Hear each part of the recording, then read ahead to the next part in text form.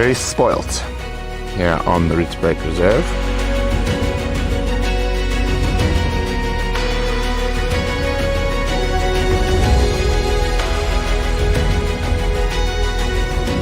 How awesome is that, guys? Right past the front of our truck.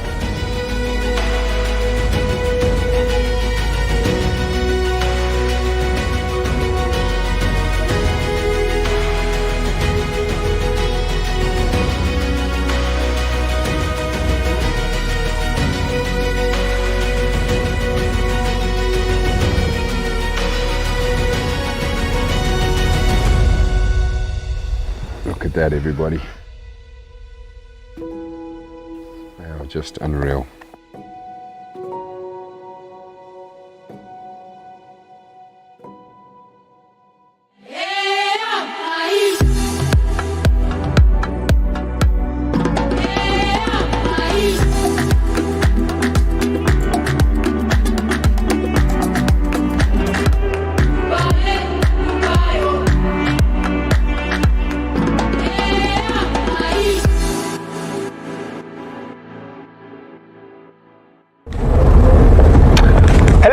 Welcome to a chilly Rietspruit Game Reserve on this wonderful Wednesday afternoon.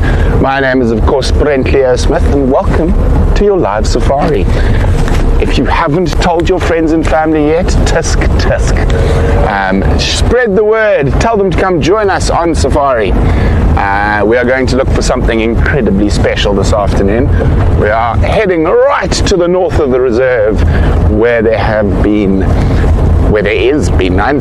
been seen this morning a female cheetah with 3 little glorious bundles of joy.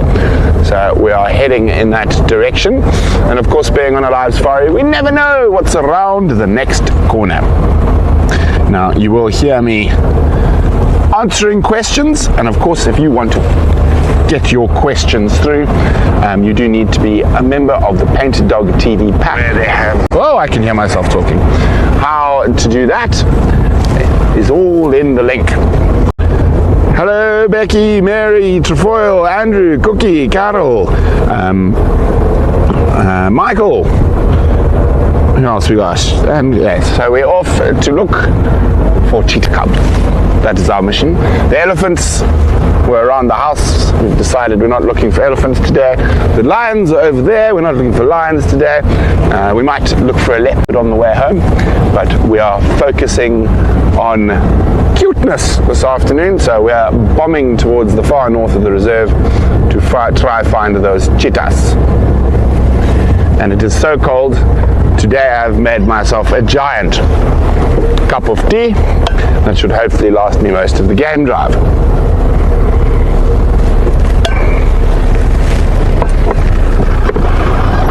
Hello, how are you? Good, thanks, so far. Good. No, in Konzo that side.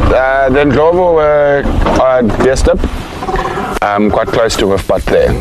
The tracks then went there around into the block, maybe towards Eystervark, Bosvark, that area. I'm going to from it to Leadwood to look. Vultures here at the Saskatchewan area, but I don't understand. I check everywhere. Okay. I'm from north for Shikankang. Okay. Enjoy. Have fun, guys. Okay, let's carry on. And you can see I've got a new hat. There's much debate about this hat at the moment. I love it, of course, but certain other people think I look like a bit of a train conductor. But yes, I love it, and of course, from Rogue. And not only do I have a new hat, but I have new shoes as well, also from Rogue. Isn't that lovely? I'm so impressed with that last pair of fellies. I kill shoes that normally last a year with me, and my last pair have lasted nearly 4 or 3 and a bit years. So I do love my Rogues. Okay, let's see who else is there. Of course it's a Stanley thermos. Michael. Here we go. Trefoil loves the hat. Me too. I also quite like the fact that it's proper old school, made out of canvas. So the thorns are not going to get stuck in my head when I drive through the bushes.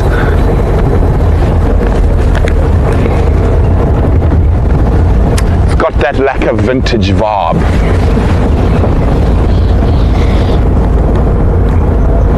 Indeed, I'm getting all fancied up because it's cold. I always look fancier when it's cold because generally I wear sandals and short shorts and a shirt.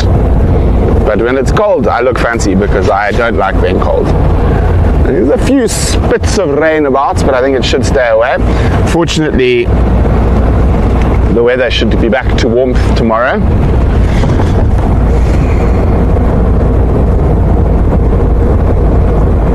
Yes, Michael, I do conduct operations. A trooper says, I've got an army-shaped hat like that.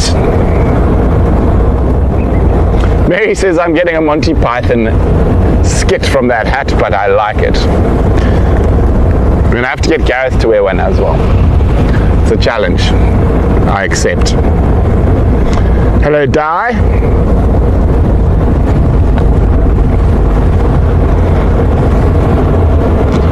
So they're saying there were a few vultures around here, but they couldn't see any sign of predators. Not sure where they've come from, which area they're accessed from. I'm not seeing the vultures myself.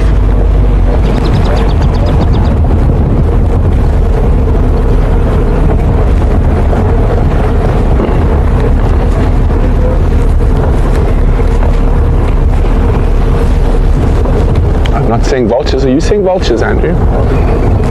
Where? Oh, that side. Whee!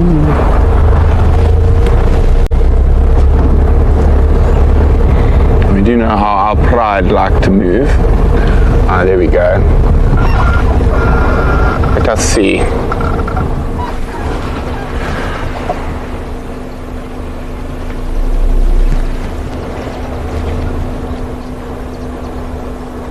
I see 4. And he said they were white-backed, and I think he said there was a white-headed. Now, if we get a white-headed, that could be a good one for a lot of people's bird lists. For the Rietspruit, at least.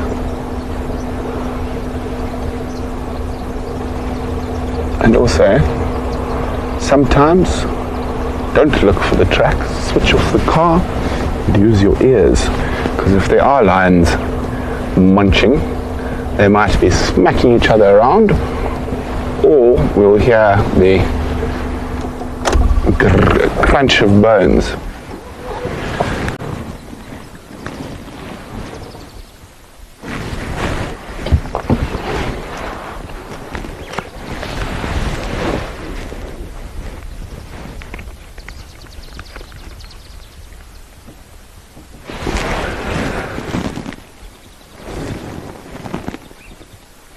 Ooh.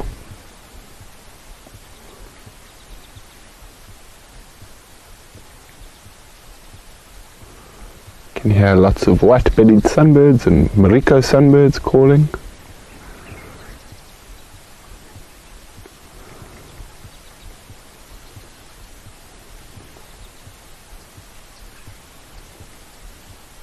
I thought I heard the bone crunch. I'm just going to drive down here a little bit and listen again.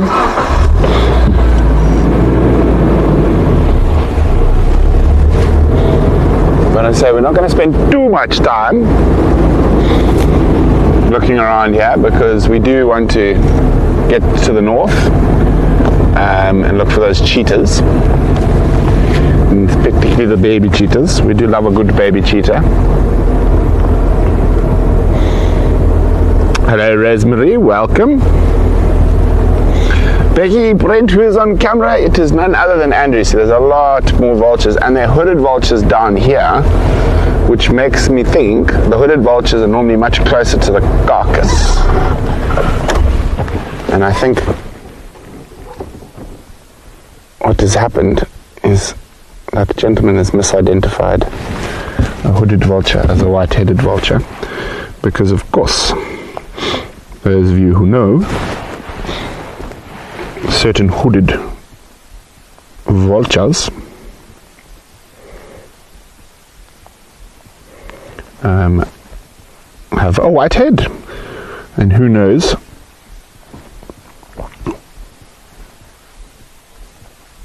which hooded vulture has the white head? Is it the juvenile, the immature, or the adult? Let me know if you know the answer.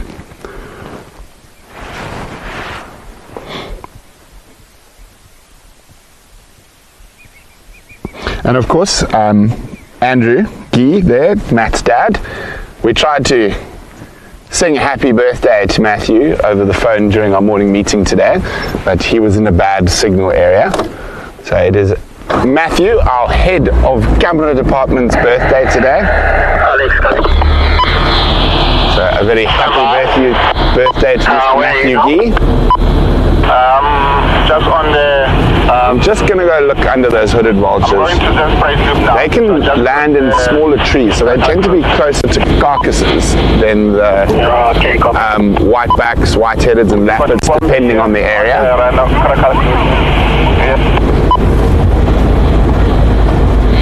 And we can probably have a closer look at them. Hopefully they don't fly. And there's more hoodeds. They look like they're coming off the ground over there. It's a murder mystery.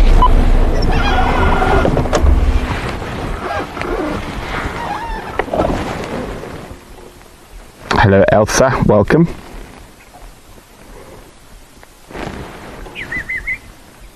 So I'm waiting to see who knows which hooded vulture has the white feathers on the neck. Is it an adult? Is it a juvenile? Or is it an immature? But I'm seeing a lot more vultures over that side. So let's keep following our murder mystery. Whee! Andrew, watch out for the tawns.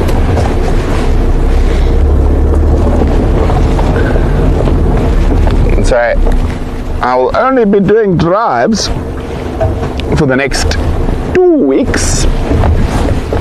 My last drive will be, I've decided I will do a birthday drive on my birthday. So my last drive will be on the 31st of August. And then you will not see me again on a live drive till October. September is going to be very, very busy, of course. We are off on a safari with some of our wonderful pack members, and we will be going Cape Town, and then to the Rietspruit, then to Singita, then to the Mahari Jack's Camp, and then up to Kondo in Botswana. And then I will be having a very short turnaround, and I will be then going to Mozambique with some cheetahs with Vincent van der Merwe from the Meta Population Initiative, and we'll help relocation and forming a relocation of cheetahs into the Zambezi Delta, and that's to prop up the stocks that are already there. There were 15 cheetahs moved a few years ago. They need some new genetics. So everyone says the juvenile have the white head. I'm afraid everyone is wrong. It's the adults that have the white head and neck feathers.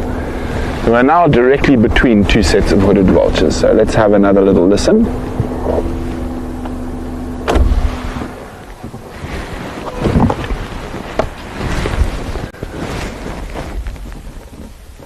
There's one white back there as well. Oh, did you hear that?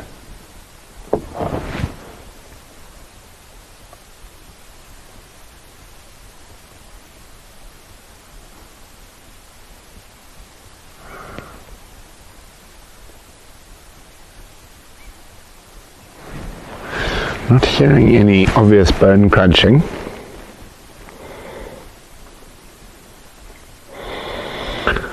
Michael, excellent question. Does the Meta Population Initiative only work with cheetah? Currently it is their main focus, but they are looking to work with other species in the future.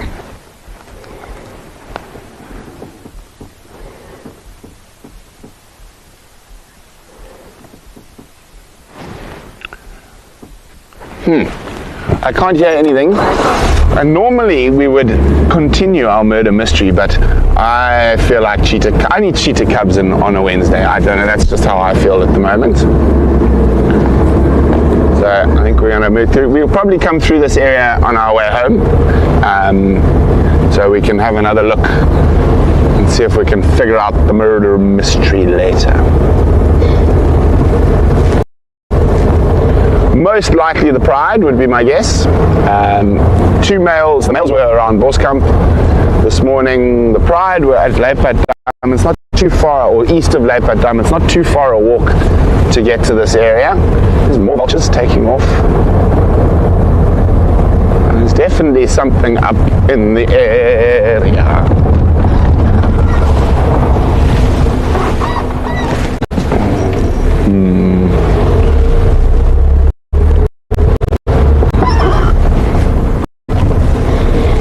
Seeing any tracks.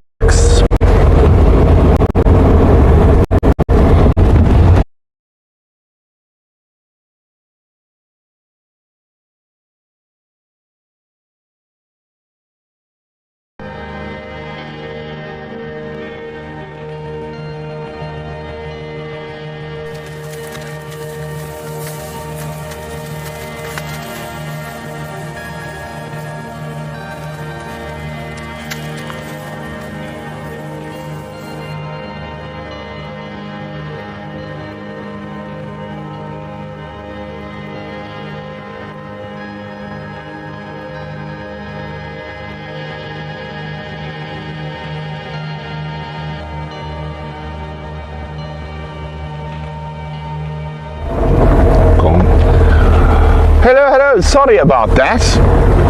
We are back, we're live. Not sure exactly what happened. Hello, giraffes. Hello, Gerald. And us.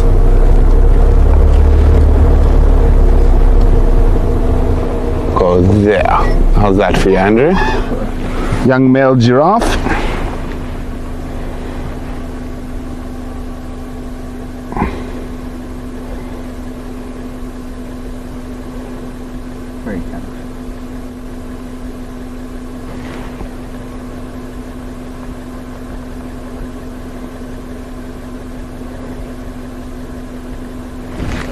And he's gone.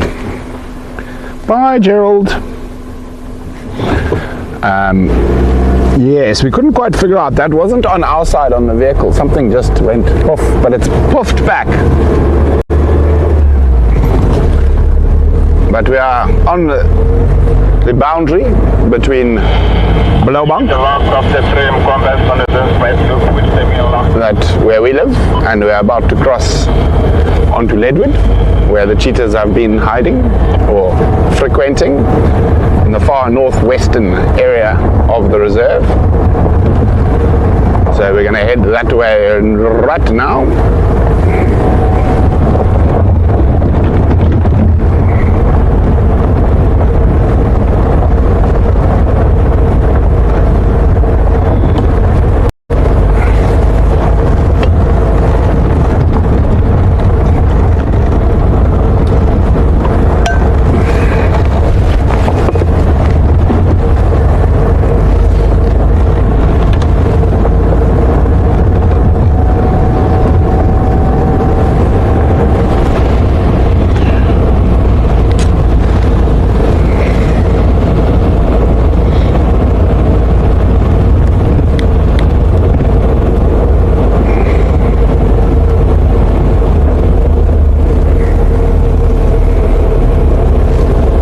Okay.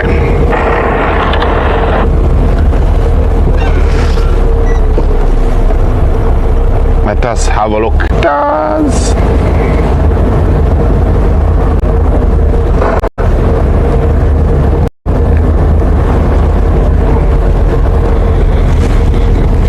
I'm also in the Leadwood female leopards territory, and she's got a sub-adult, about just over a year old now. Oh, hello, gnu's. Gnu's enjoying the grass in the bush clearing area. You can see lots of bush clearing, lots of hard work's been done to try to restore the reserve to where it should be.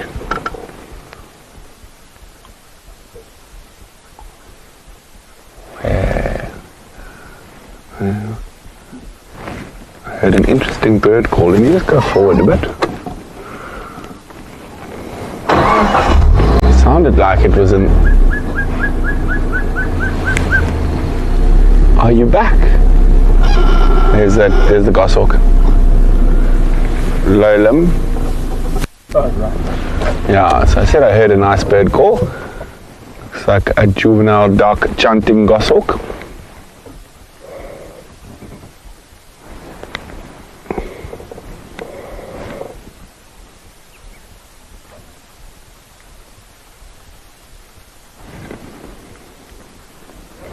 What a nice surprise. Always nice to see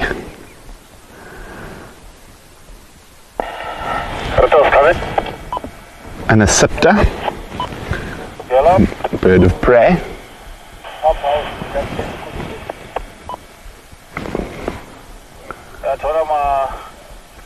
Whoop, that's what he thinks of us.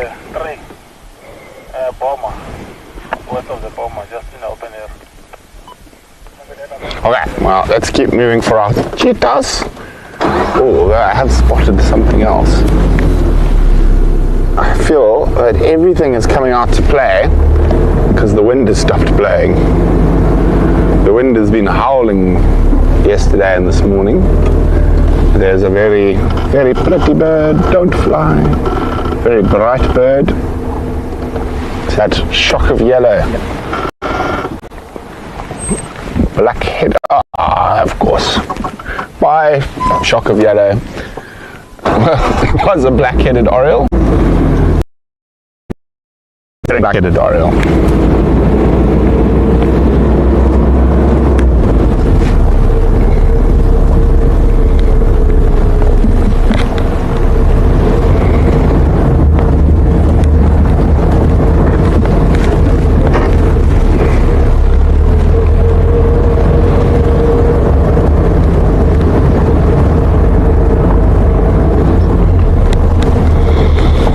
I'm getting quite excited for our migratory bird species to start coming back and do some proper birding. A lot of you have watched me from the Wild Earth days will know I've been in search of a Madagascar cuckoo in this area for about 8 years now. I'm sure I've heard it once, but maybe this year's the year I find my Madagascar cuckoo.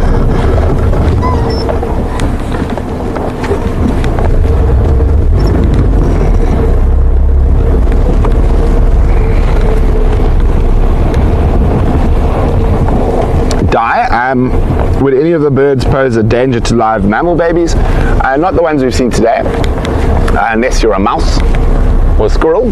Goshawks do love a squirrel or a baby squirrel. But from a live mammal baby point of view, we have two birds of prey that do pose quite a serious threat to live mammal babies. Of course, the one is the magnificent martial eagle. And the other is the equally magnificent and actually stronger crowned eagle. Now we've seen that crowned eagle a few times around camp in the river system there. So crowned eagles have even been recorded taking small humans. Human remains, child or toddler remains have been found in crowned eagle nests. For both of that, well, monkeys in particular from the crowned eagle point of view, and impala babies and small antelope babies, even adult duiker or steenbok from the martial eagle point of view. Crowned eagles have a fascinating system for hunting primates, particularly vervet monkeys. One member of the pair will circle and the other comes through the forest from below the canopy and then comes up and takes the monkey off the top of the tree.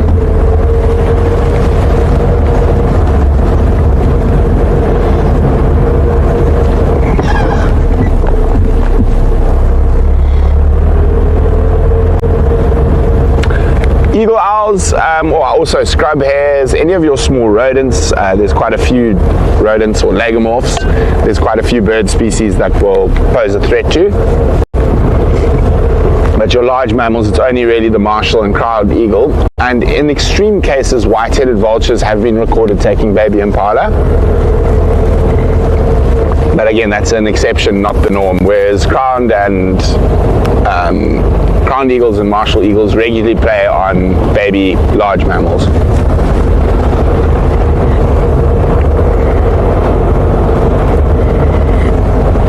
Hello, impararas.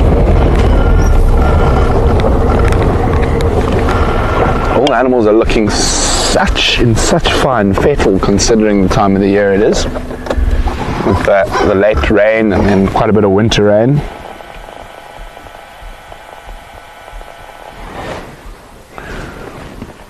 Oh, you all look so healthy, palalas.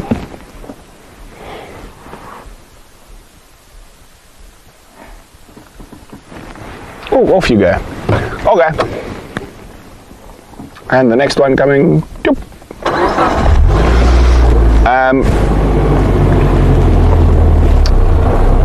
Bubba. I'm not sure what a bubba is, Antropa.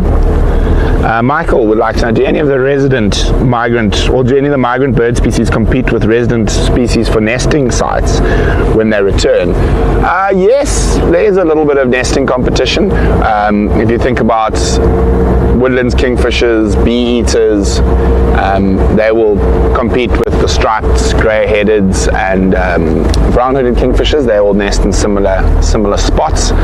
And then probably more threatening to the residents is the returning brood parasites, and they are one of my favorite groups of birds. And I talked about one of them a little bit earlier, Madagascar cuckoo, but of course we have emerald cuckoo, we have red-chested cuckoo, African cuckoo, European cuckoo, what other cuckoos? Levalance, Jacobin. Well, I know I'm missing more. Great spotted. I've got most of our cuckoos, our regular cuckoos. Black cuckoo, one of my favorite calls. I'm so sad. And then of course the cuckoo call that we used to use to irritate my mother, which is the African cuckoo, cuckoo, cuckoo. When the cuckoos arrived, as a kid, I just go cuckoo, and she's known to be a bit. The biggest owl, eagle owl, and it's in Europe.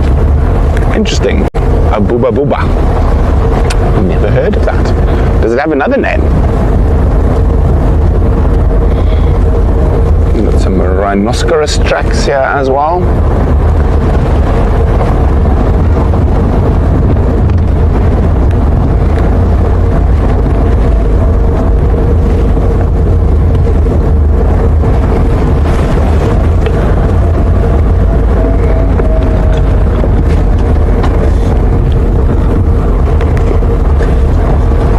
I haven't even made a dent in my vat of tea. Of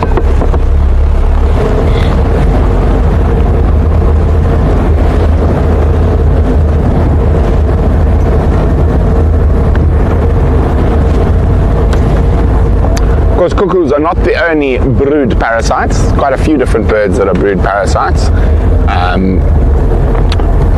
Your widow finches, obviously named that because of what they do to the poor firefinches and waxbills babies.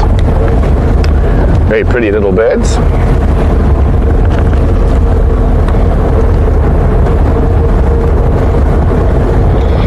Okay, we're getting quite close to cheetah country.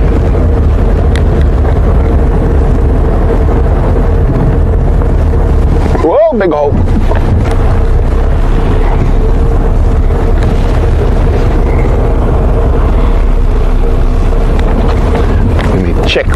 Check in on the Leadwood group, who's the last person to see the cheetahs.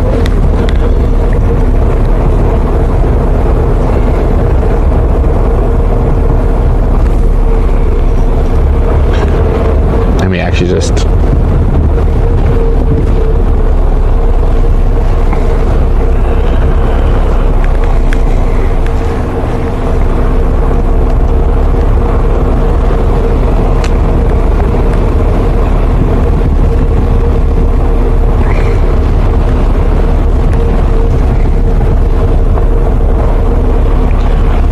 They have been hanging around Leadwood Dam.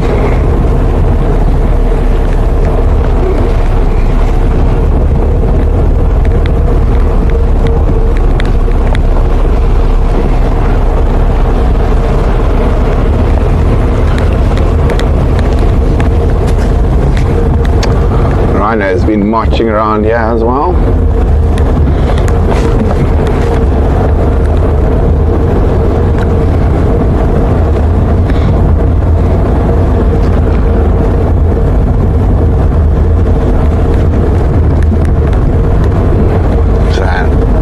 Andrew, your eyes open for baby cheetahs.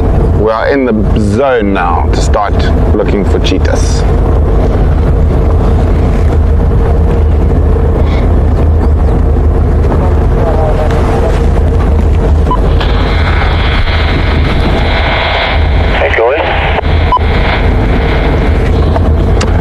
Found the male lions far away, much closer to home than we are now.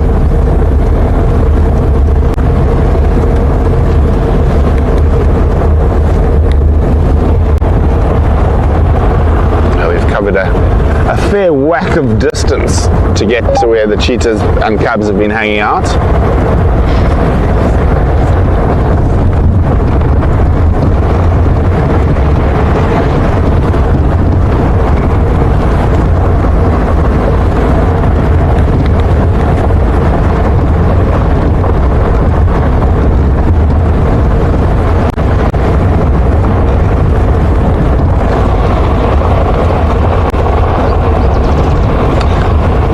Michael, the cheetah's in a very similar area to where we last had her. She has been frequenting this area, and it's been a very good decision because the lions haven't come this way for a while.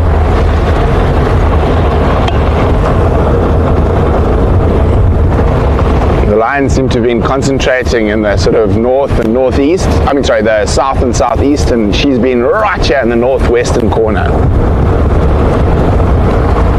Very close to the Leadwood entrance gate, which has been giving a lot of people great sightings on their way to work in the morning.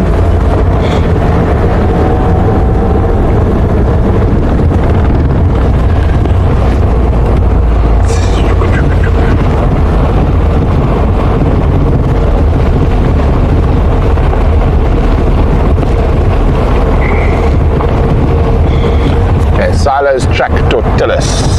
That's this side. That's where they were last seen this morning.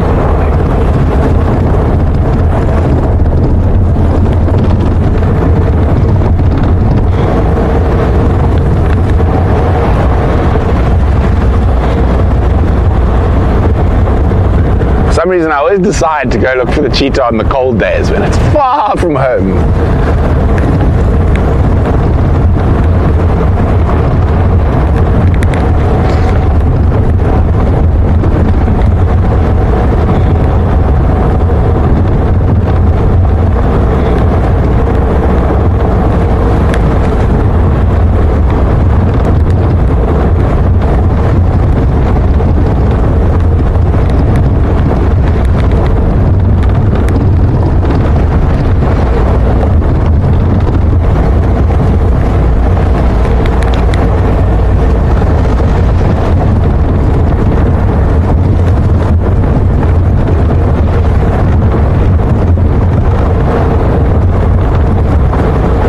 In the hot zone for her now.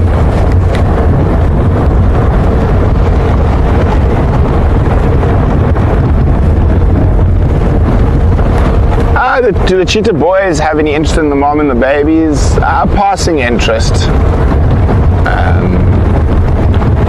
She is keeping away from them. They're not the fathers, the new boys. Impy was definitely the father, the original male.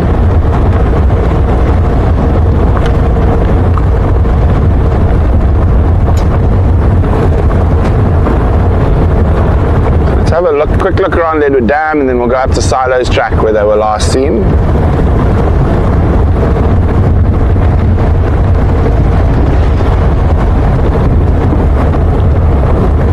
It's a great area. It's full of prey as well. Lots of impala in this area. And now with it being dry, Leadwood Dam being the only permanent water source in this area, the impala are forced to come down here to have a drink. So this is where they were spotted first this morning. And we're left just over there, but we'll have a quick look around the dam.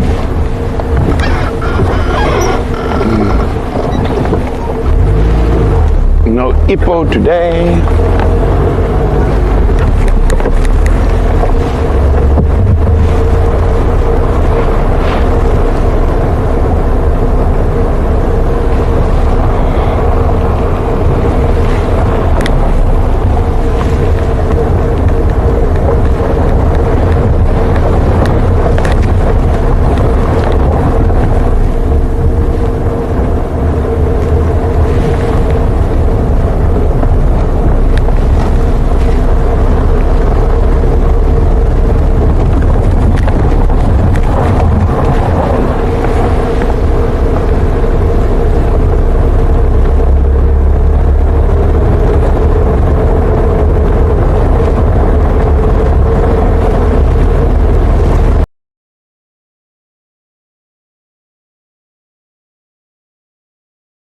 Probably getting close to 2.5 months now, 2.5 months, yeah. Maybe even 3. Actually, even a bit bigger. So they weren't seen when they were young. So I think they could even be close to 4 months old now. They're starting to get that awkward, gawky, long leg phase. The only active sighting so far is the 3 Matodangalas on the west of the Boma, and the 3 Mkwambes in Kaya on the Zanzibar loop. Okay, copy, thanks very much.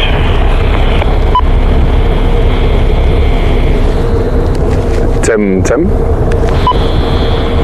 ahead, Brent. Yeah, I'm following up on that female cheetah and cubs. I'm on Silo's track at the moment.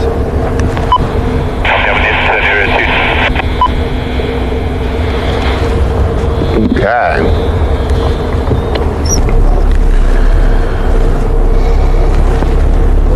Silo's Tortillas Junction's just up ahead. So we need to be crawling through this area.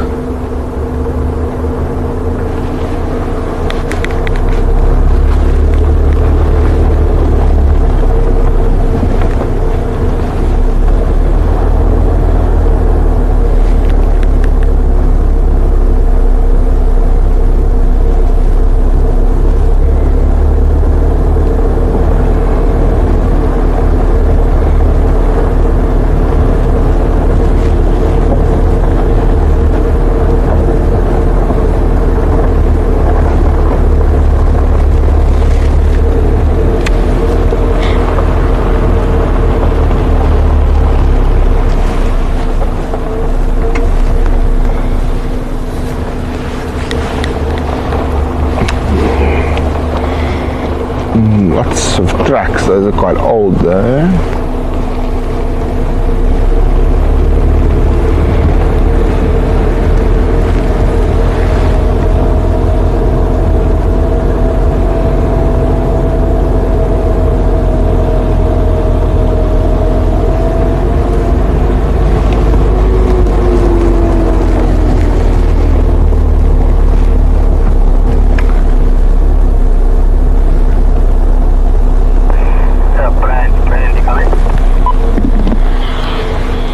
Standing by. Afternoon, Brent. Did you say you told her? No, you must listen to your radio.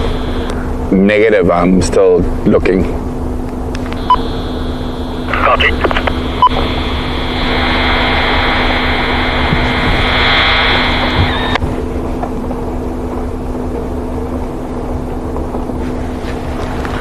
Let's have a quick listen. Go ahead, Brent. Standing by. Can you ride? Do you want me to work? No, I think just come into the general area. I'm going to check back towards Leadwood Gates from the old hyena den now, and then just slowly just work the roads in this area. Okay, copy.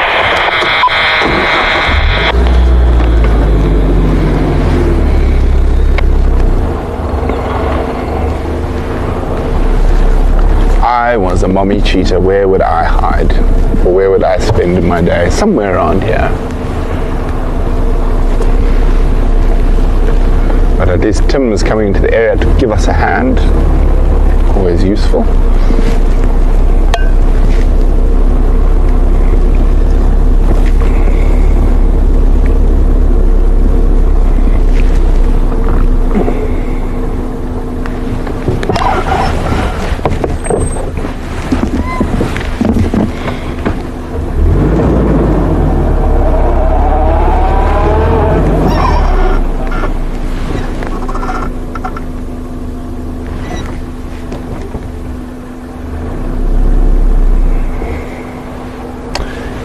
Not a cheetah.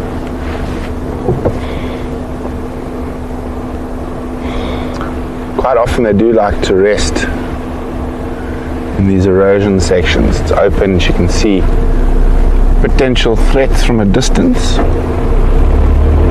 Go around. Always go check there a little later. Once we've looped through this area.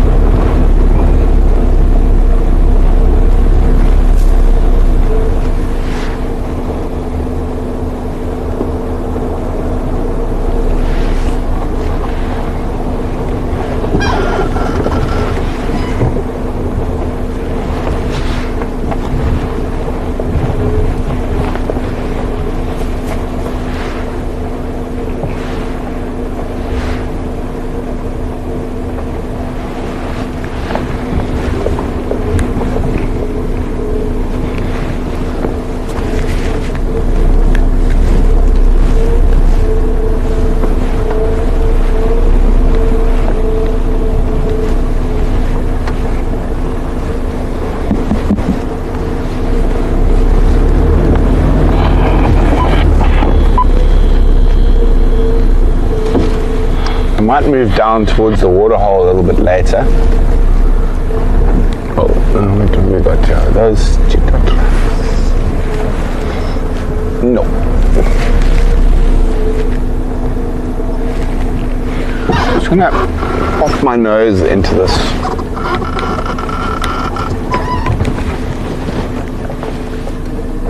eroded area.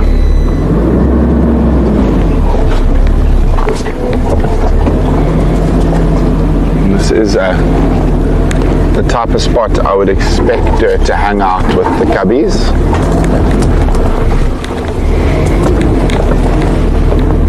Yeah, we need the look of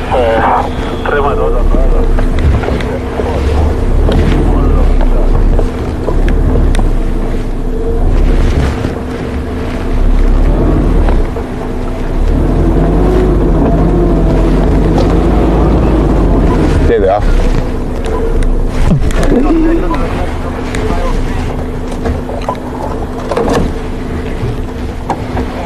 Let me get you in the good spot today, Andrew. When you're good, you're good. I nearly walked in from there. I didn't want to walk in case I gave them a fright.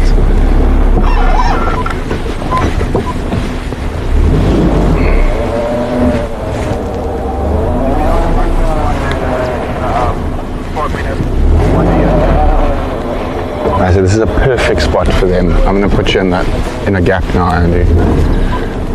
I'm just going to get you in the good spot. You happy there? Beautiful.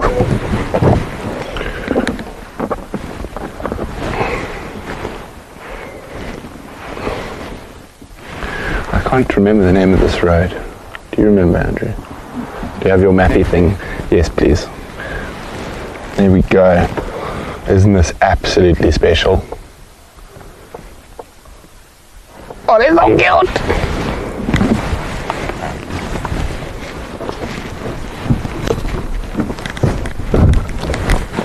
Get my beanbag out.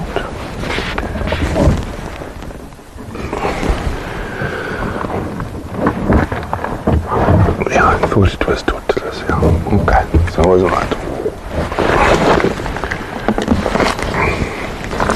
Oh, I love it when a plan comes together. And we've got to travel a serious distance to get to where these little guys are.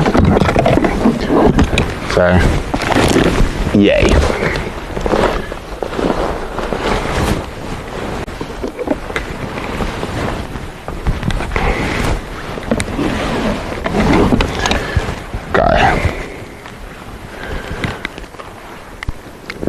Tim? Yeah, I've located them. Best access is off Silo's link track. If you come from Tortillas down towards the fence, there's an erosion area just to the east of Silo's link track, and they're lying out in the open in that eroded area. Copy that.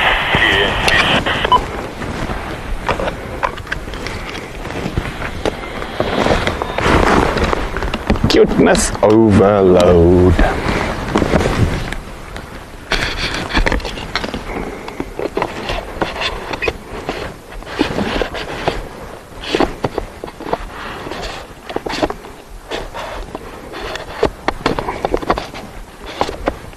Oh, sorry about the noise, I'm just trying to get my camera ready because I haven't got any good shots of this lot yet.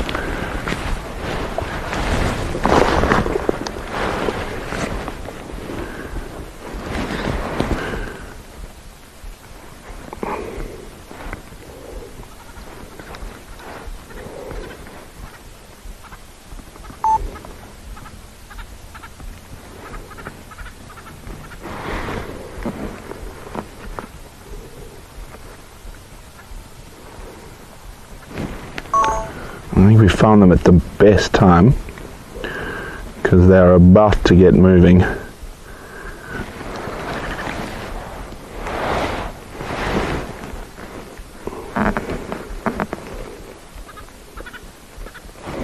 Cubbies might do some playing.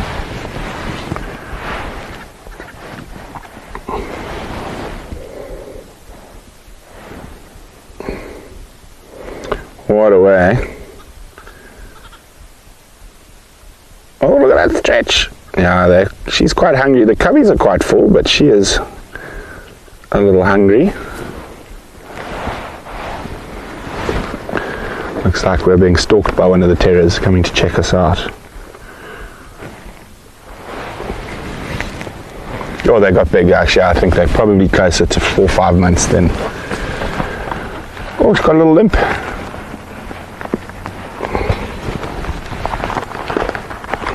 Doing some cleaning. Now often when you see limps on an animal, they look a lot worse, and quite often it's Getting mobile, I don't need any updates except about the cheetah. I'm going to go to Lowveld Dam. Copy, Dad. We located them. Best access off Silo's link track. They're just to the east of the road in the erosion area. Okay, copy, thanks. I'll be there in a few minutes.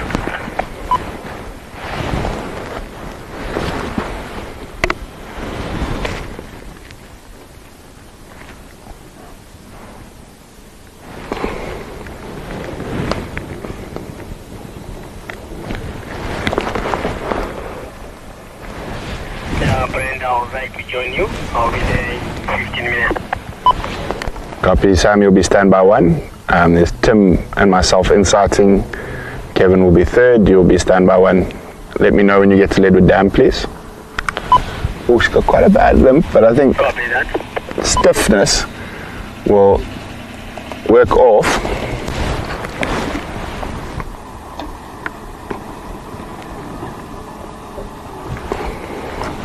Sam, where are you at the moment? Along raptor fence towards the Lowveld corner. Yeah, you go ahead. I'll come after you. Good, how you guys doing? Yeah, I actually had so the last one, always when we couldn't find them, I used to come check these erosion areas and they were almost every single time on them. I think she's going to head for the dam though. She's got quite a limp. Did she have? Oh, was she limping this morning? Okay.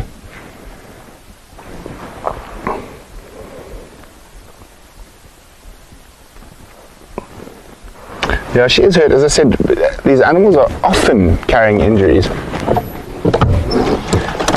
But they recover quite quickly, and often when you see them like this, when they're first moving after lying down for a long time, the injury always looks a lot worse because they're stiff from being stationary.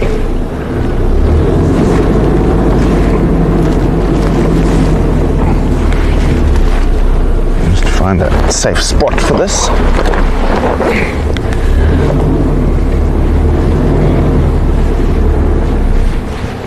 She go? She is going to go towards the road. Okay, let's.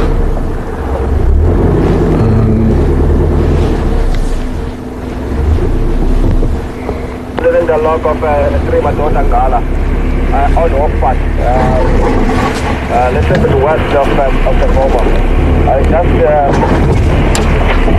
10-15 meters away from off-path in the open area. Another path static with Alex on charge. Alright, the cubbies are starting to play. I'm just gonna.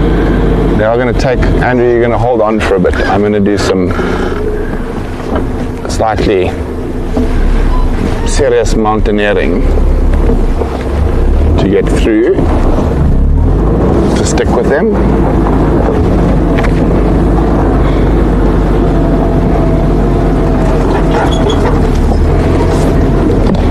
Can you still see them?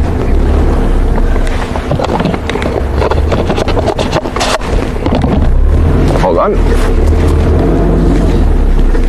Where the last spot I saw one was running through here. I'm gonna go on into these thickets.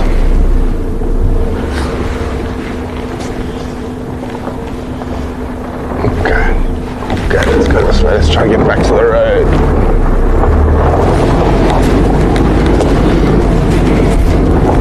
Watch out for the thorns.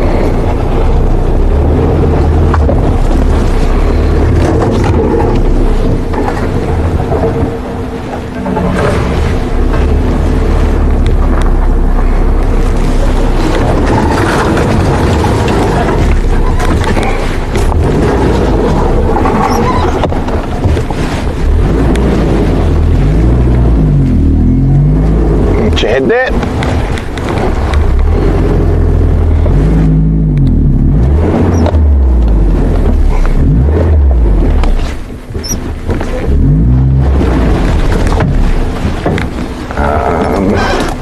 Have I made a critical error in judgment? This one might be a bit big for us. Yeah, it's too big for us to push. Because we're only a little car. Normally, if you're in a bigger car, you can push down bigger trees, but we're only in a little jackal. We're going to have to push this one. Oh, that nearly jumped up.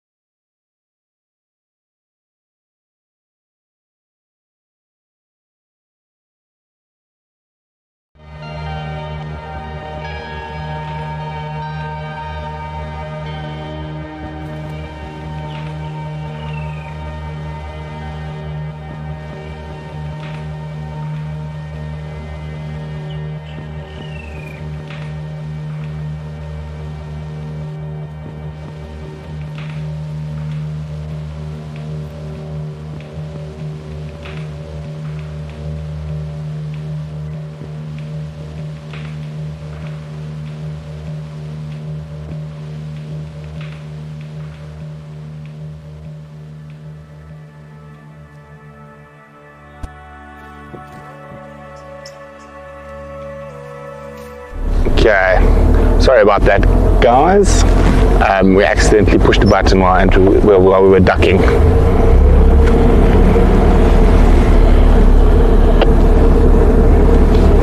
See, they're not come out yet. They're gone that way. I thought she was going to change direction.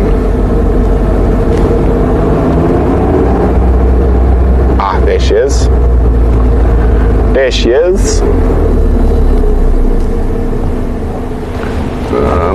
She's going down the path. Tim's bigger car.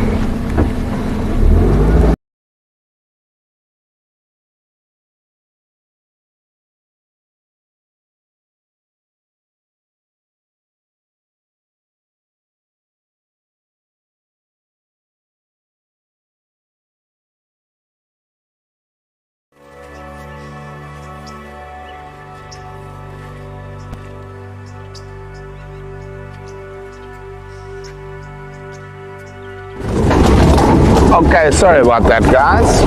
I'm just trying to keep up with her through the thickets.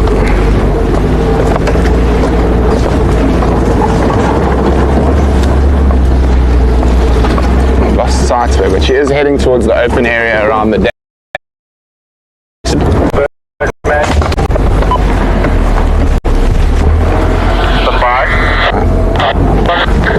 There she is. Yeah, on the bomber, just on the north of the bomber. I'm about 10 minutes out. Copy, let's go away.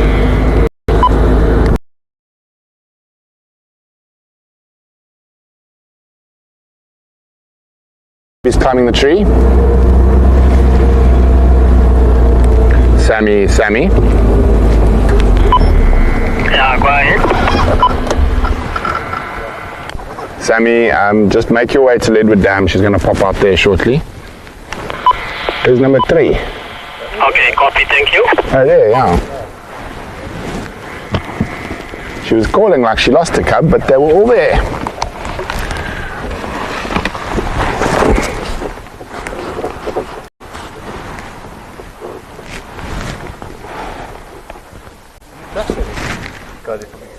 Instincts. I don't know, I haven't walked her, so I don't know what she's like on foot. And I don't want to do it while she's got cubbies.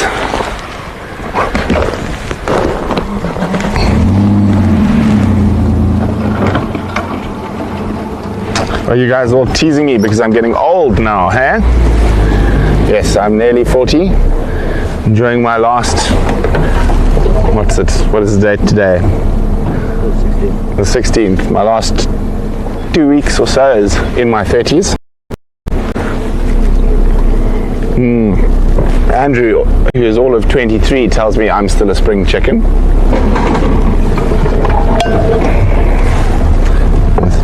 The best way I can describe it is that Andrew's age, I could run full speed into a brick wall and bounce off it.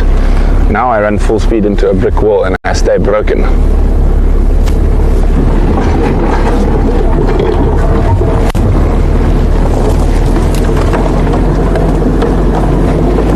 I'm going to see if we can catch her. She's going to come out through this thick stuff.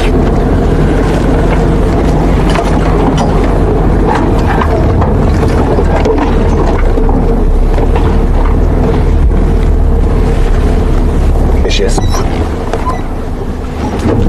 Let's go back and around a bit further. I thought we were going to come out a bit further from her. Let's give her a bit of space in case there's something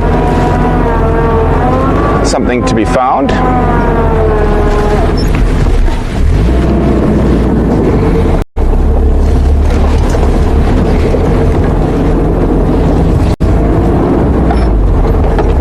Let's see which way she's going to go. We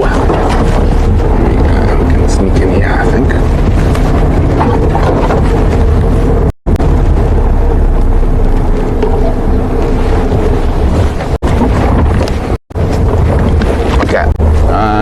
Let's go around. Let's go around. Let's go around. Let's go around.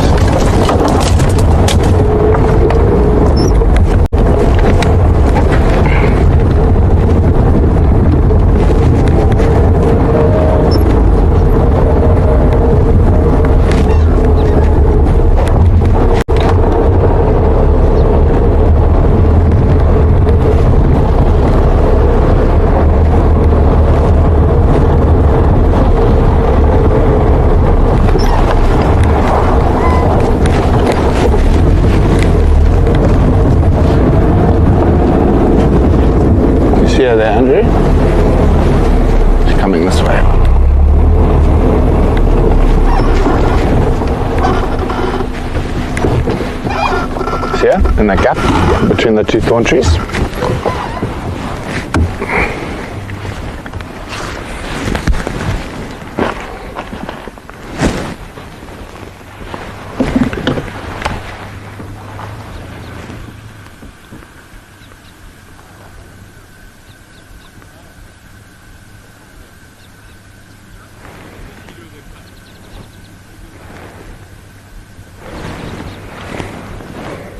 You can see she's already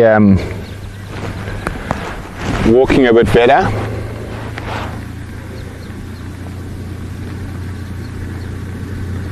As the stiffness is wearing out.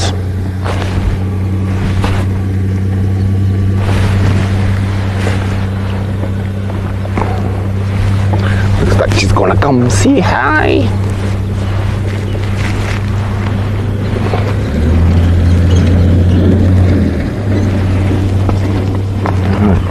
One of the reasons I chose this spot with a bit of high ground here. She might walk right up to us.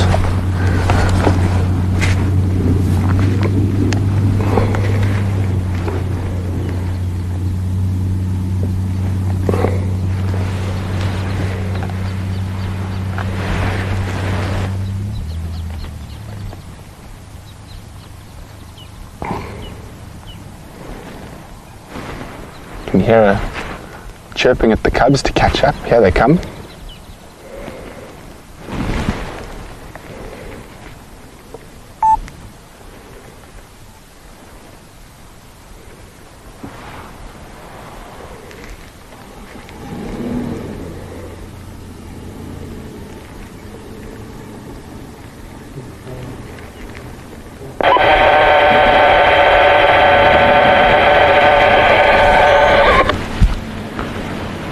And as I said, I thought she was going to come right here towards us.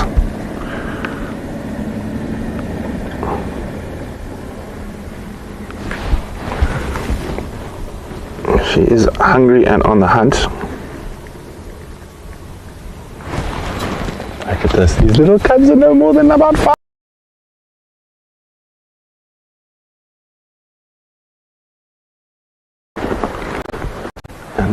She looks like she might have seen something. I just stay on the cubs for now, Andrew. Yeah. She spotted something. Let's just turn around quickly.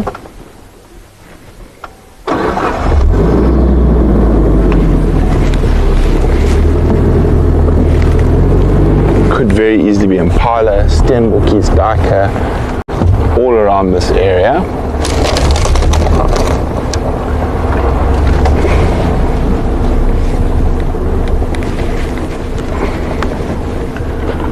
Watch out for these big rocks here.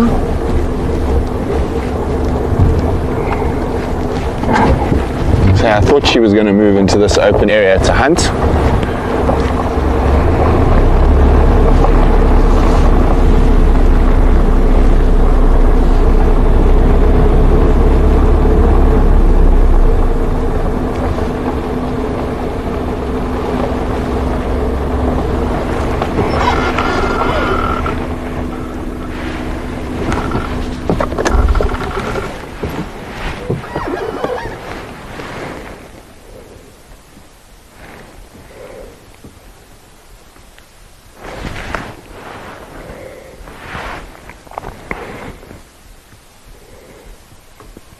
Isn't this just the best?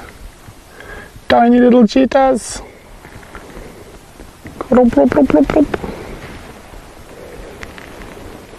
And number 3.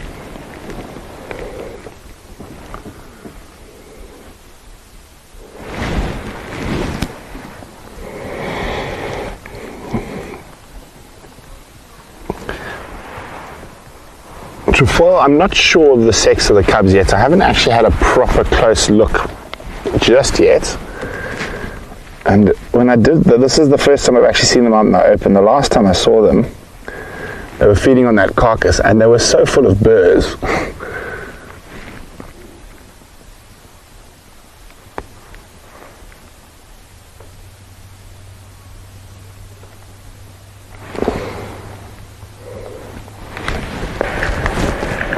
We at the dam.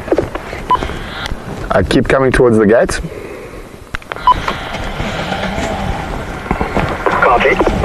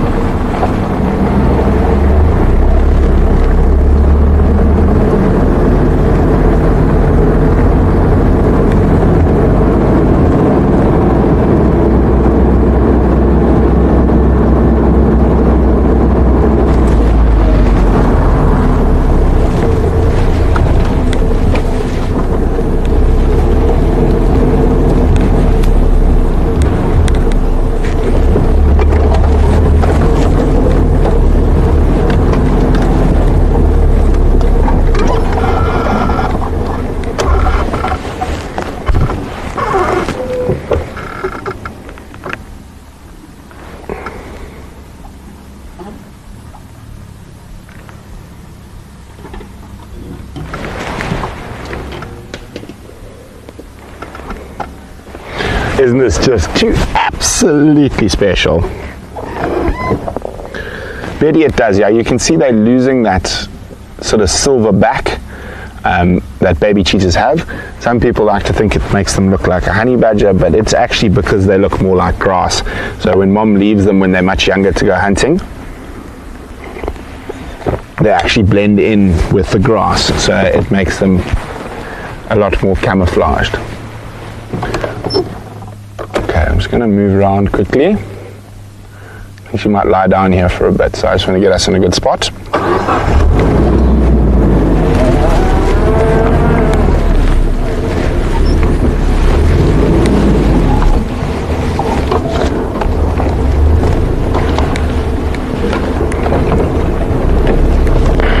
Good afternoon, station. Sandy going mobile on Leadwood, standing by.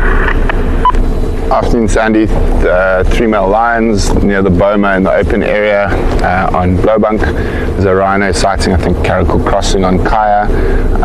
Female cheetah with the 3 cubs just to the west of Leadwood Dam. 3 stations with the cheetah with 1 standing by. Copy that. Thanks, Brent. I'd like to take a stand, 1 more line. please, for the... I'd like to respond, so you can let me know. Copy, will do. And you can replace me. Not sure where you are now, but you can just give me sort of a 5 out. Copy that. Thanks, Tim. There's no rush. I've just left home. Copied. Oh, I'll stand by at the dam. You can call me when you're ready.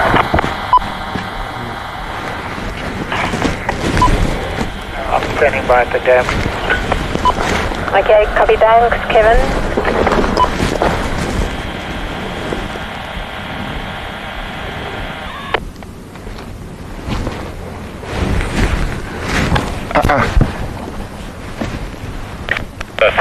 You can replace me. Just give me 5 more minutes. No problem.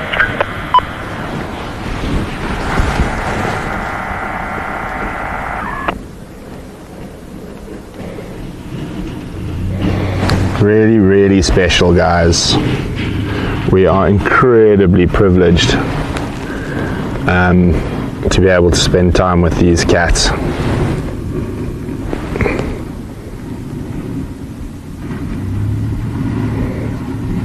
And to be able to bring it to you live right now, even better.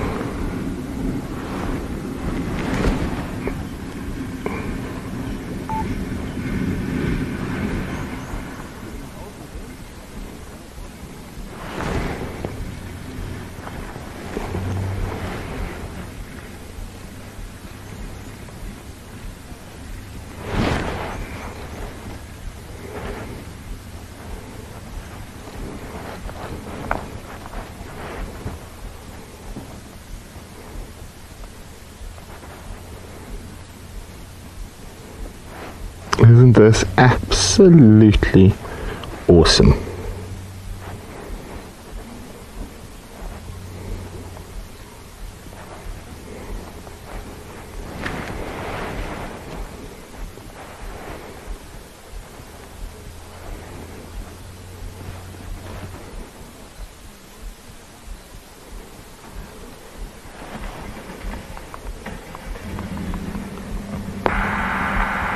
Helicopter 3, Madoda and Gareth, mouth of the bomber. I think we definitely made the right choice, taking the risk to drive all this way.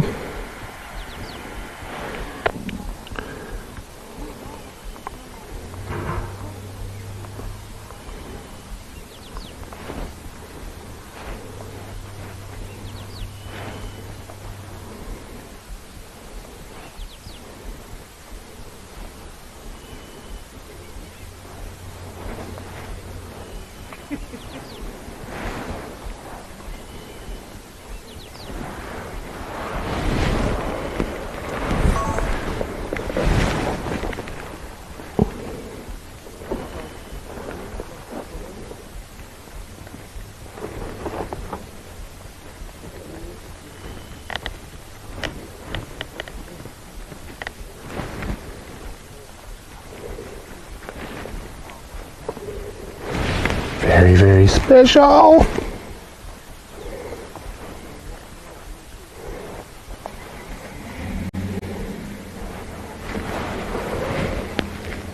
She might have heard something. The little ones are behaving. Becky, it's our absolute pleasure for all the live sightings. We're just very lucky to have such dedicated pack members.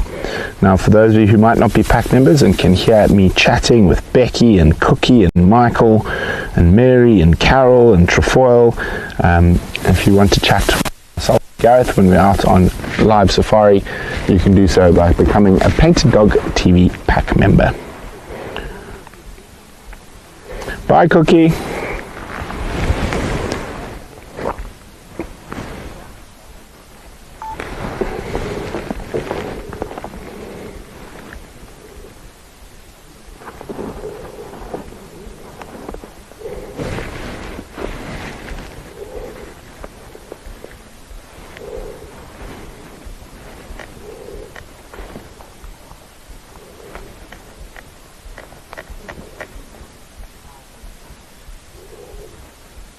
Oh, she's going to lie down. They might suckle. She's trying to find a comfy spot.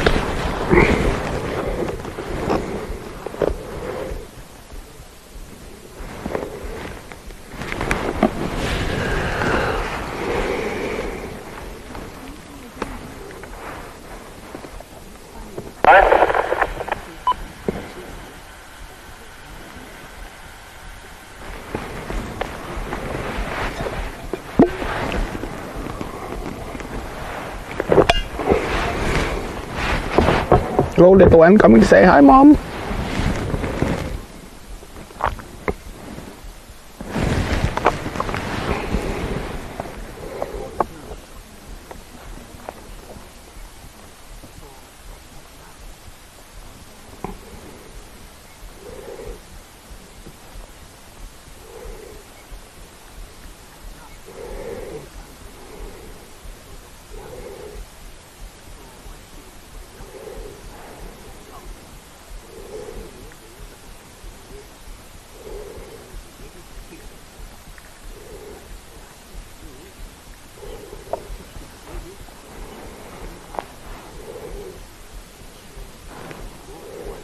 Just amazing. Oh, I just do love spending time with cheetah cubs. As I said, we'll stay with her as long as we can.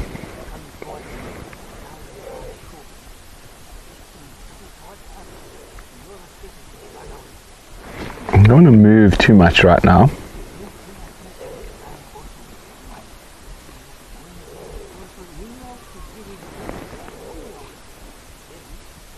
Isn't that great? Well done, Mom. It's really rough for cheetahs to raise cubs. They do have about an over 70% mortality rate naturally in the wild. Even the cheetah lock to Kevin Hood.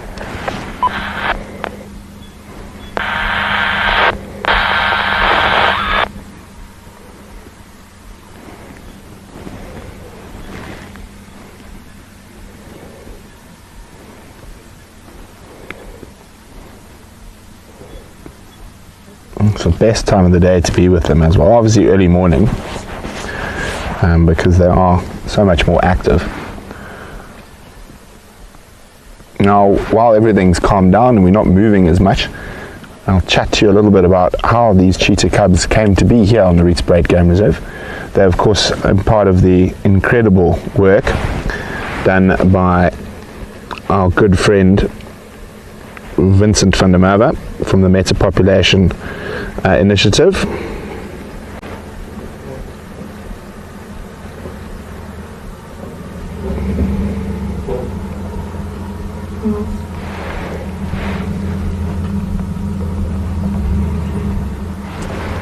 So isn't this? So Vincent's been working tirelessly over the last couple of years. To spread cheetah throughout South Africa and beyond. And due to a lot of Vincent's work, South Africa is the only country in Africa with an increasing cheetah population. Because suitable habitat in vast open areas aren't as readily available as they once were anywhere in the world, he runs all the cheetahs that are in private reserves, fenced reserves, as a single meta population. So they carefully study the genetics, they move them around, and in doing so, South Africa has got to a spot where we actually have surplus cheetahs from time to time. And those cheetahs have been reintroduced to Malawi, into parts of Zambia, into Mozambique. And we are very, very proud to be supporters of Vincent and the Meta Population Initiative, because the work he does is so incredibly important and so incredibly brave. Cheetahs are often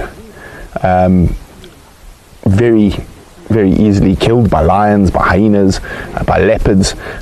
So it does take a lot of hard work and dedication with a lot of heartache to be able to successfully move cheetahs and reintroduce cheetahs. Sometimes it takes multiple reintroductions into an area for the cheetahs to actually sort of get established and learn the area and learn how to avoid the lions or the challenges that they might be facing in those areas.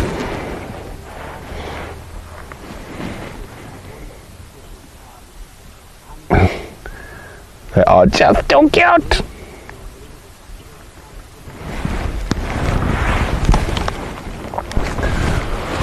Oh, Dad, you can come in behind me or in between me and Sammy. Okay, no problem. Is it possible for Sandy to come in as well? It looks pretty open, yeah? Yeah, FM, she's very relaxed. I'll wait for Kevin to be settled.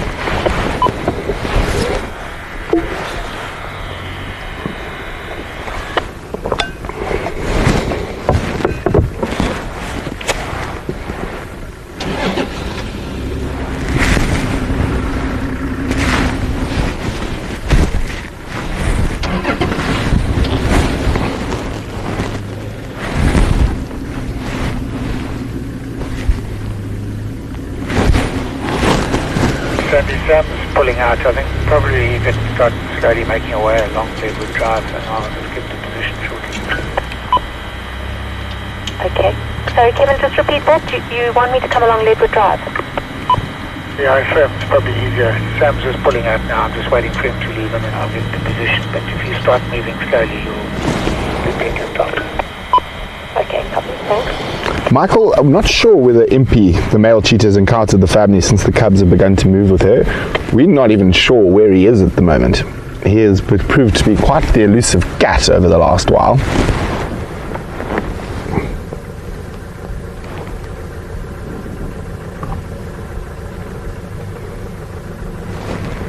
Oh, look at that. Isn't that too cute?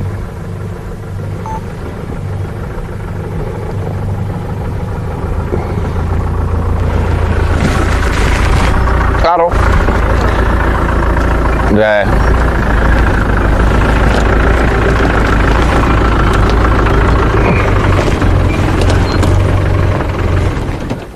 So just like the last female, I knew exactly where she was going to be. In those erosion areas. She was lying right in the middle of it. There, or they've got one on. Look at that climbing all over Mom. She was when she got up, but she's stiff. But it's already. He's got a bit of a swollen leg. I think she hit something while chasing something, but it's not near calling vet stage or anything like that. Well, she's limping.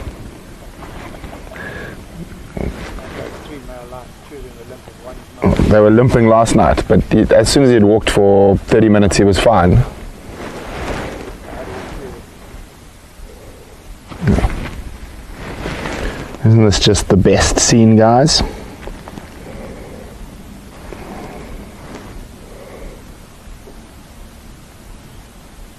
You can see how they're starting to lose that white fluff. Edward Drive, I'll tell you when to turn.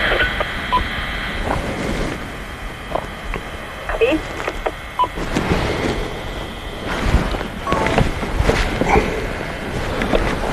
I'll then turn off to the vehicle and make a save to our immediate left here.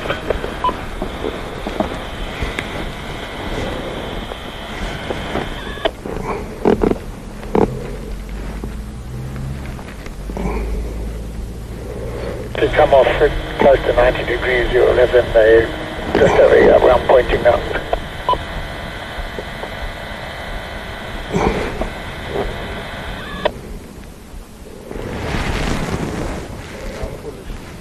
Hungry. The cubs are full though. Yeah.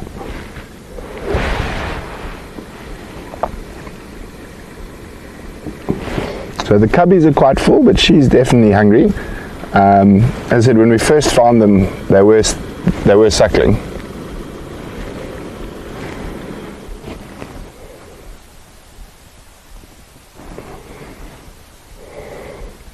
But we've had such a special afternoon. They ran right next to us, right next to the car. And cubbies are getting nice and relaxed.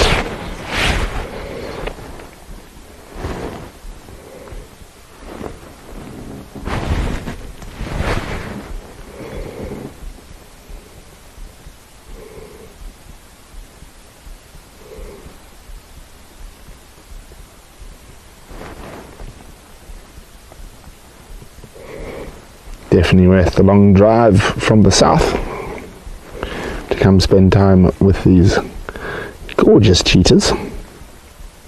Guido, I couldn't agree anymore. This is awesome.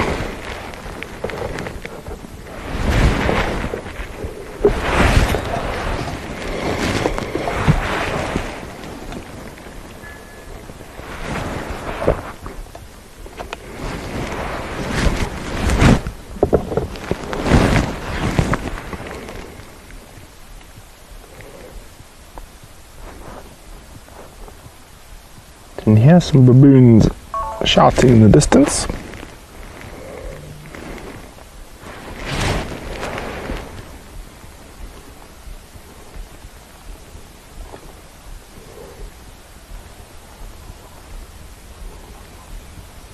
And you can see how alert she is, always constantly aware that there's the possibility of danger. And as we're talking about, the mortality rate for cheetah cubs is very, very high depending on the area. Can be as high as 80%, but generally around 70.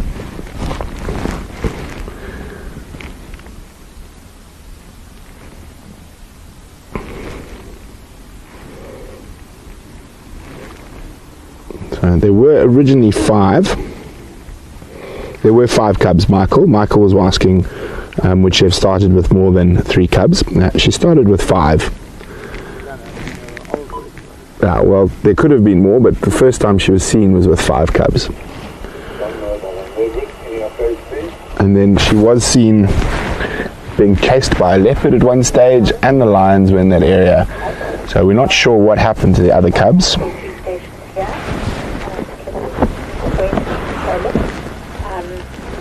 There were the male lions, I actually can't remember where the male lions were, but they were seen earlier. Yeah, in the open area, and there was a male as well, along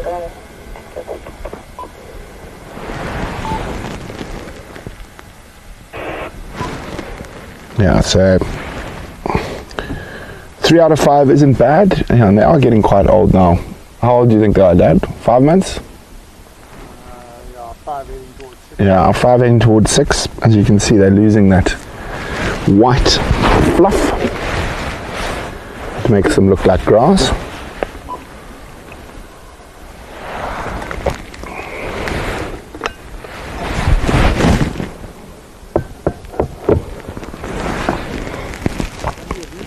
Nice pictures of that rhino bull that comes around here. Yeah.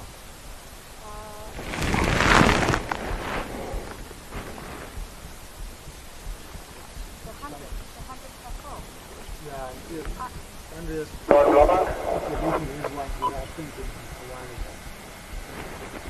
I need him now to do the swap. To see potential buyers want to have a picture.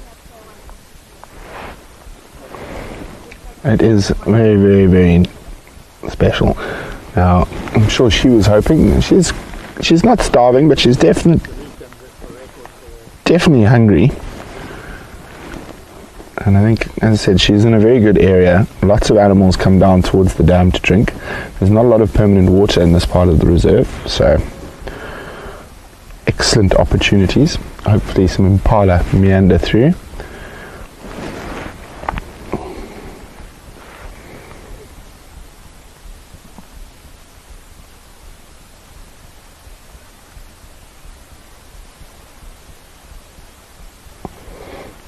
So not only is she listening for potential threats, she's also listening for potential prey coming down towards the area.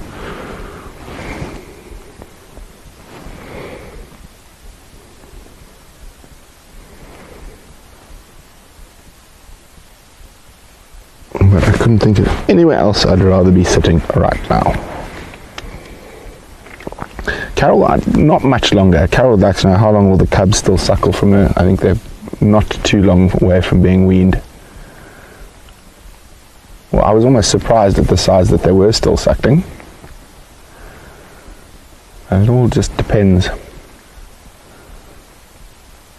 But yeah, they should be being weaned around now, on the beginning of the weaning process. Of course, that'll make her life a lot easier as well. She won't have to keep producing milk. But it does mean she's going to have to hunt quite a bit more, particularly as they get bigger.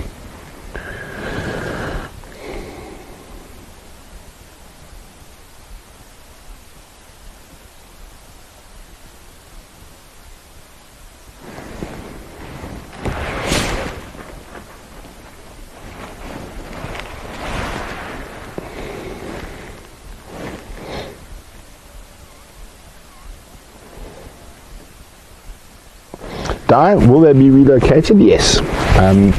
When they get to probably around 2 years old, they will get relocated. Where, something gave them a fright. Where they'll go, we don't know yet. No, and as I said, we don't know the sexes yet. Oh, look at that, isn't that too cute? Look at it losing mom as a pillow.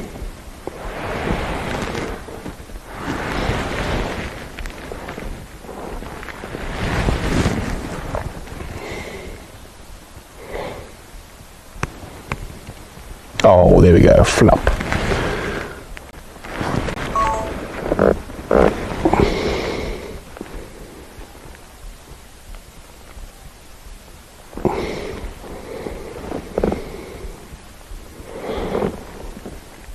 Everyone needs a good mom for a pillow.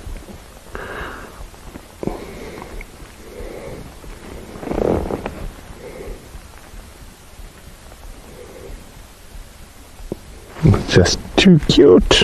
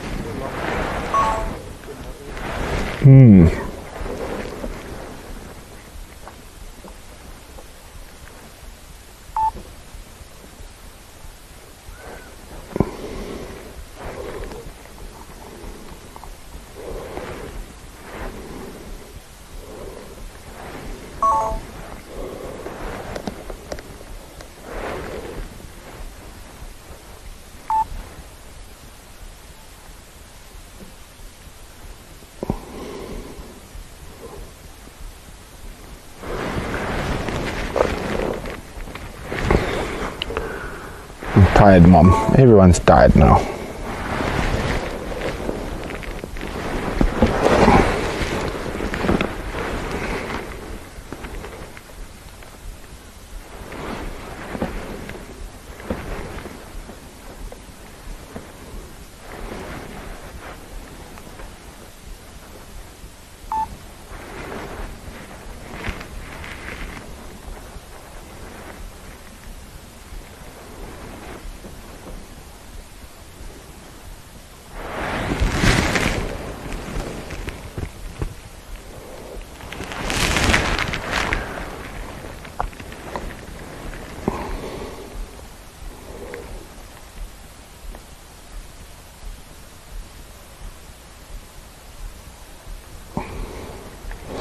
Betty, there's still a while before they're going to be big enough to really hunt.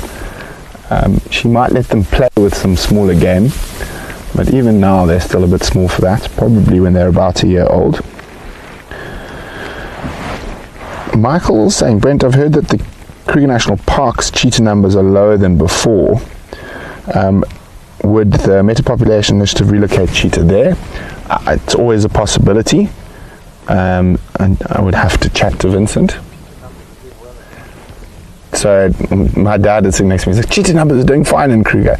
So basically there hasn't been a proper cheetah survey or census in Kruger since 2007. So this is one of the first years they're going to be doing a proper big cheetah survey.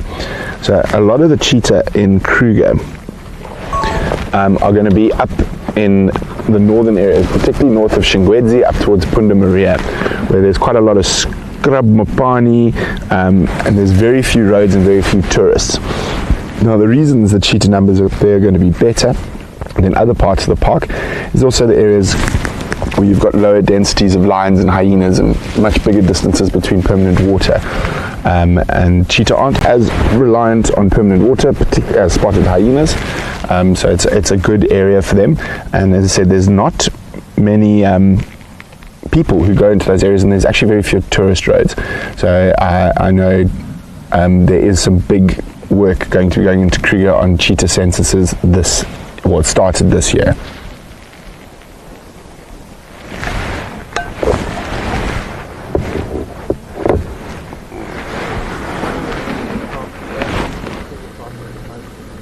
Yes, out of all the game reserves in South Africa, Kruger has the most cheetah in the world. I know. Dad is lecturing me from the other vehicle. But yes, Kruger has the highest number of cheetah in the world of any game reserve. So what also happens is Serengeti and Masai Mara, they're often quite a lot easier to see there because of the nature of the open grassland, whether it's in Kruger, particularly in the sort of mixed woodlands and whatnot. They're much harder to spot than they are in the Masai Mara Serengeti. And you probably find the next in southern Africa, there's also a very good cheetah population in the Kalahari National Park, both in the Botswana and Zimbabwe side. Namibia has also got a very healthy cheetah population, and then for the rest of Africa, I know cheetah are now doing very well in Liwa Plain in Zambia, and also quite well in the Kafue, in the Basanga Plains area. I'm not sure. I know they do well in southern Zimbabwe. I'm not quite sure about the rest of Zimbabwe.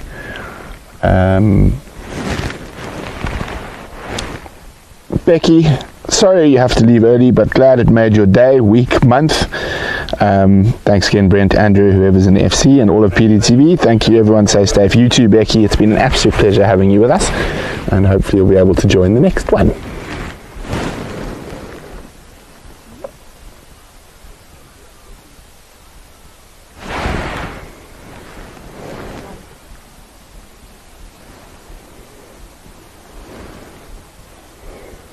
Oh, what did she hear? Bruce, I'm not sure how many horses on Lowveld. It's 2. Maybe 1 or 2. Now line still around the back. I don't see nothing comparing Markham Clifford down west of Clifford Drive. There's 2 stations on block 1 on the way here.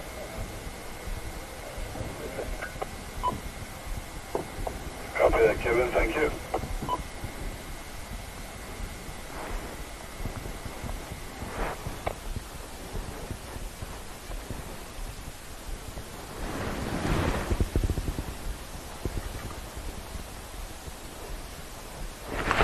And she's really hoping that an antelope is going to start meandering towards the waterhole.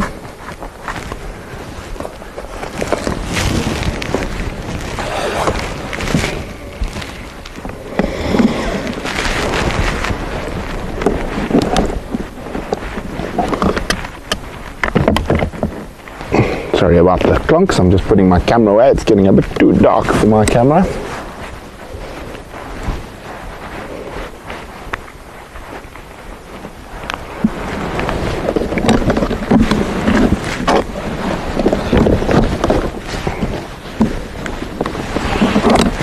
Oh, isn't that just too cute?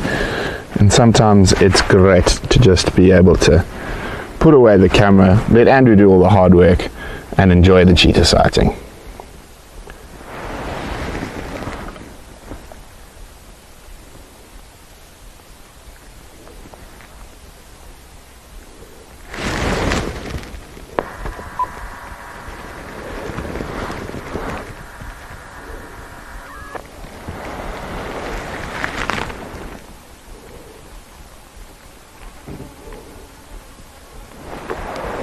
Andrew is being attacked. Oh, don't move, it is a bee.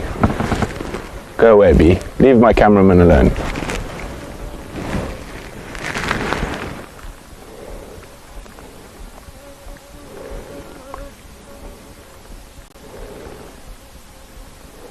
Aren't they just, Carol, as Carol says, those little faces are just too adorable. Okay, now the bee sounds like it's landed on me. Don't feel like being stung today. Oh dear. Bee has managed to get under my blanket.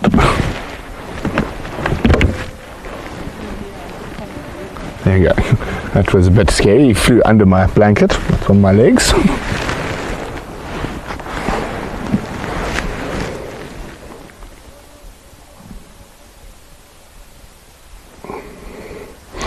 Yes, Di says it's good to hear Brent as excited as we are, even with all this experience. I always get excited when I find little cheetahs. I even get excited when I find funny birds or bugs. It's the joy of being able to get out into the bush every day. You can never stop learning. You can never stop seeing amazing things. I have no idea how people cannot but fall in love with the African bush.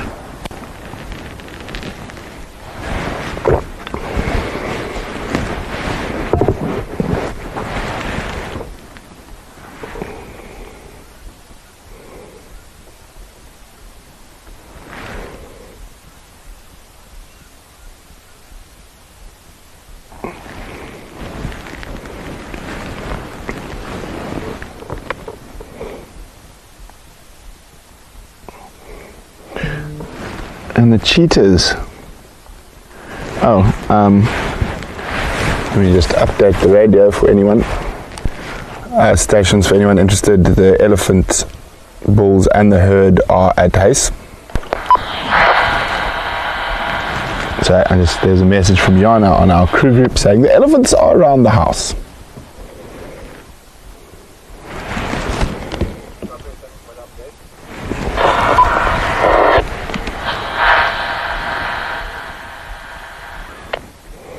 Now we're definitely going to have to come back and catch these cheetah in golden light one of these afternoons. I think my next afternoon drive I'm going to come down here again, make the long trek from the south.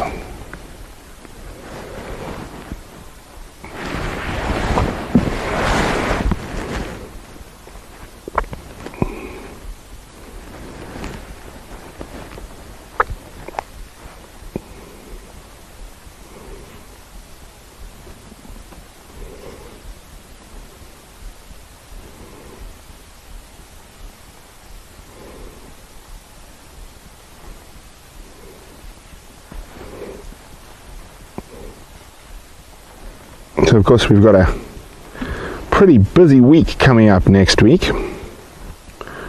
Our incredible Yuka has managed to, through her wonderful Japanese viewers, raise enough money to recollar an elephant for Elephants Alive.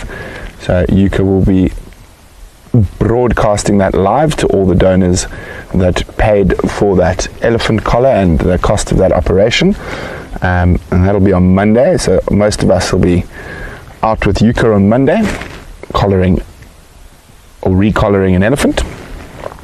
And 4 very lucky Japanese people who made very large donations to that operation, who will be coming out in person for their first trip to Africa.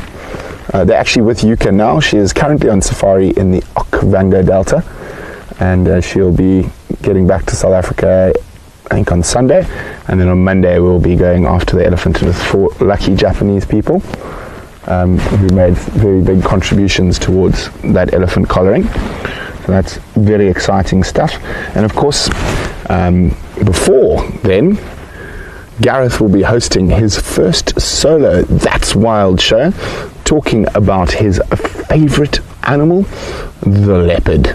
And there'll be a special guest on that show as well, who's involved in leopard conservation.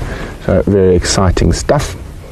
Of course, I'll be taking you on the Sunday evening game drive before the show.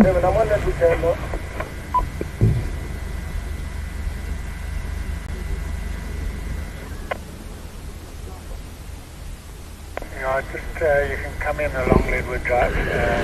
See John's just arrived here too. So, Okay, I'll move.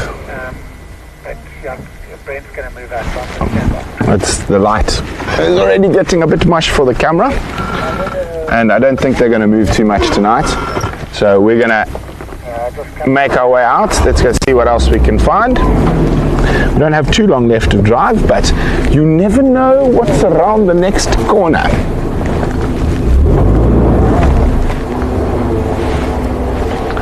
As I said, we've got lots of exciting stuff. Oh, there's John there. I'm going to go out this way then. Happening, lots of live drives, and then, of course, you're going to be seeing quite a bit more of me over the next little while. Oh, there's wildebeest coming. Are there any baby wildebeest in this group of wildebeest? If there are no baby wildebeest, even a sub-adult, I think might be a bit big for her. And she's looked at them. That's what she's been looking at, was this herd of wildebeest up here. As I said, she's in the right spot for different animals to come meandering down towards this area.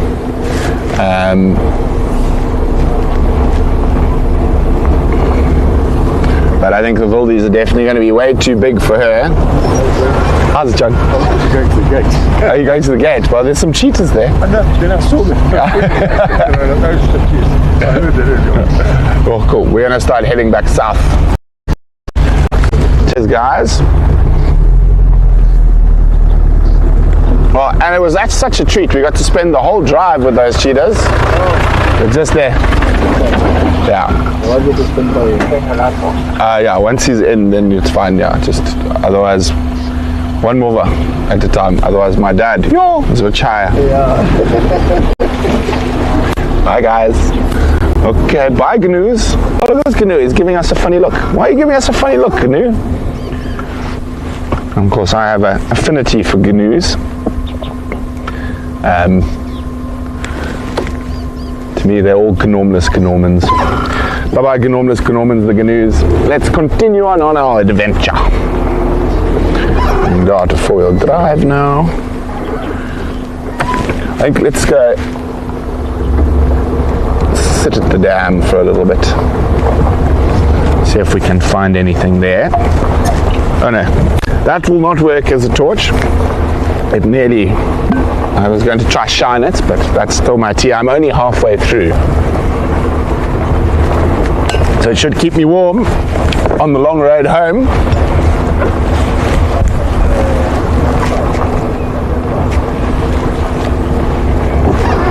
Oh dear. What is going on with this torch? There we go. Of course, got my lead lenser, got my Rogue, got my Stanley, got my Dunlop tackies on my car. Winning. Thank you to all our incredible sponsors, Rogue, Stanley, lead lenser, Dunlop. I'm severely impressed with our Dunlop tires. The amount of abuse that I put these tires through, and we're definitely getting a lot less flat tires than we used to.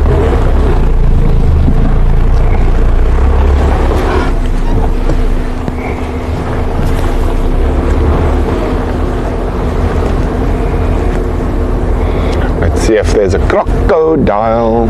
Oh, why is this being difficult? I think I've put the torch on a weird setting.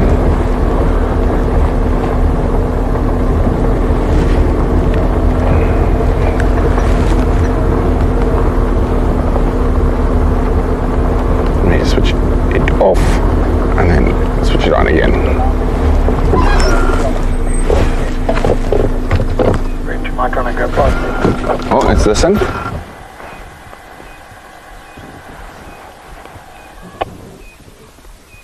Oh, how long we got?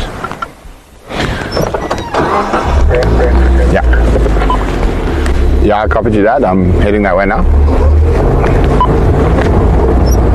They're north of the tunnel. Yeah, it sounds quite close to the boundary crossing. Yeah, it's left.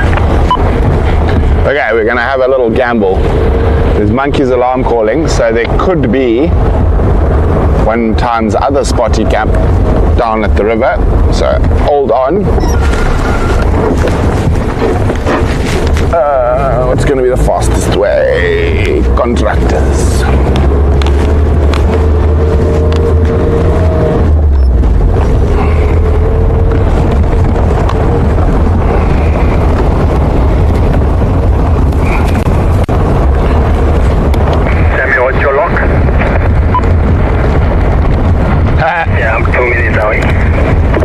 Rosemary, absolute pleasure. Towards, up the road towards it was Trefoil, indeed. What an amazing time when the cheetah's so special. Yeah, I think maybe my next few drives I'm going to focus on the cheetahs. Exactly, Carol. Can't remember the last time we got a flat tire on drive. Go to the airstrip.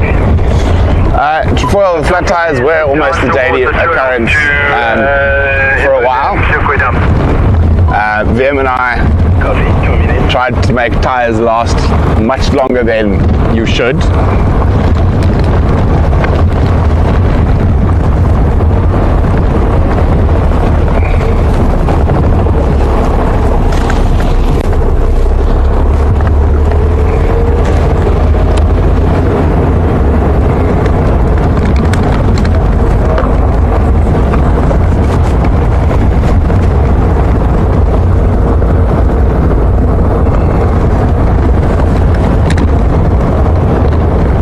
Remember where this next road is.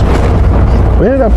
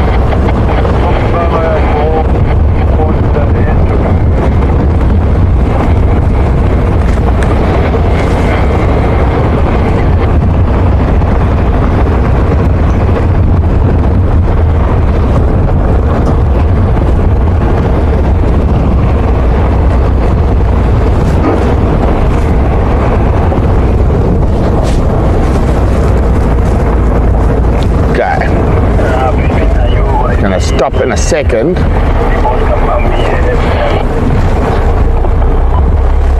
To listen. Coming from the boma along the road.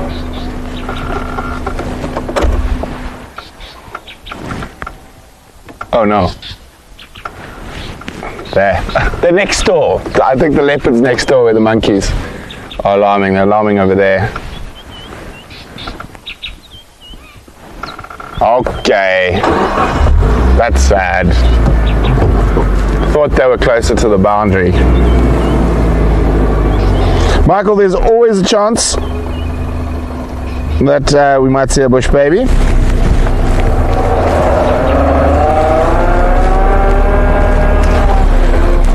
But alas, since there's no chance of us getting to where those monkeys are alarm calling, it is time for us at Painted Dog TV to love you and leave you.